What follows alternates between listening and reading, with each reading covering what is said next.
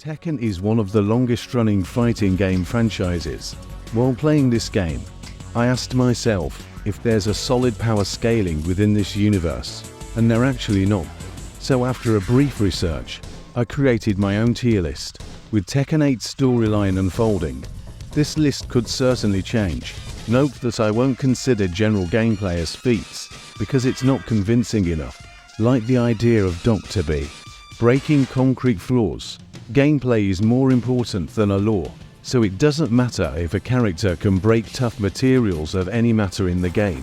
I'm focusing on actual feats within the story, as gameplay is just gameplay, after all.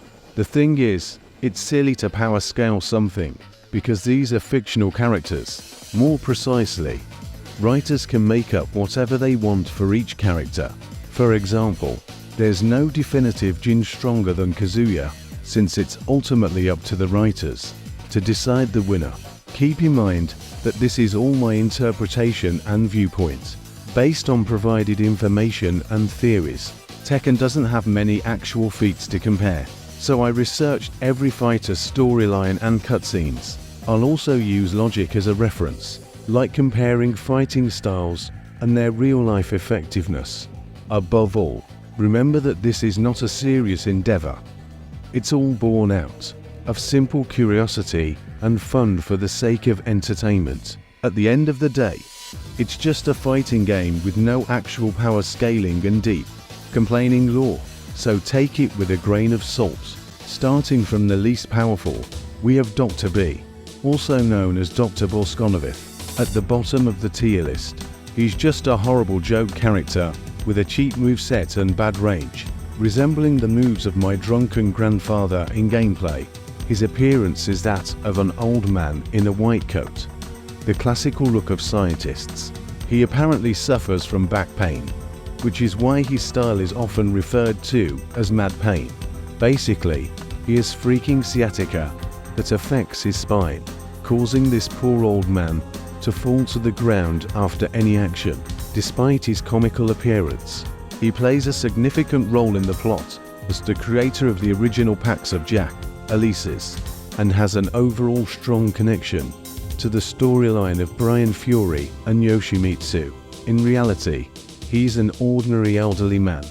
Above but not so far up is the porn star Lucky Chol. She's a J-pop idol, not even a martial artist. Her moves are confined to dancing, and that's about it. However, she can at least throw a punch. Apologies to all fans of this blonde cat, but she's about as intimidating as a plush toy. A ruthless world of Tekken.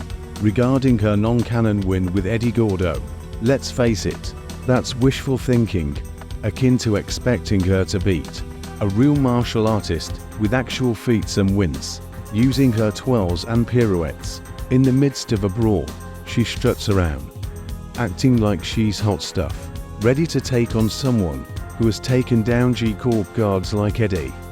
That displayed her confidence, isn't it? But squaring off with Eddie, perhaps she's just dumb. Miharu Harano is just a young, inexperienced schoolgirl, but at least she actually martial artist. But essentially she's nothing more than a boring color swap of Xiaoyu, lacking any unique abilities or actual wins or lore impact for good sake to brag about. Sebastian the butler. You know, I've always thought that butlers have something to hide. I mean, essentially, they're like, had martial arts background of ex-boxers, fighters, etc. Basically, he's an old butler who has more experience and apparently knows how to fight.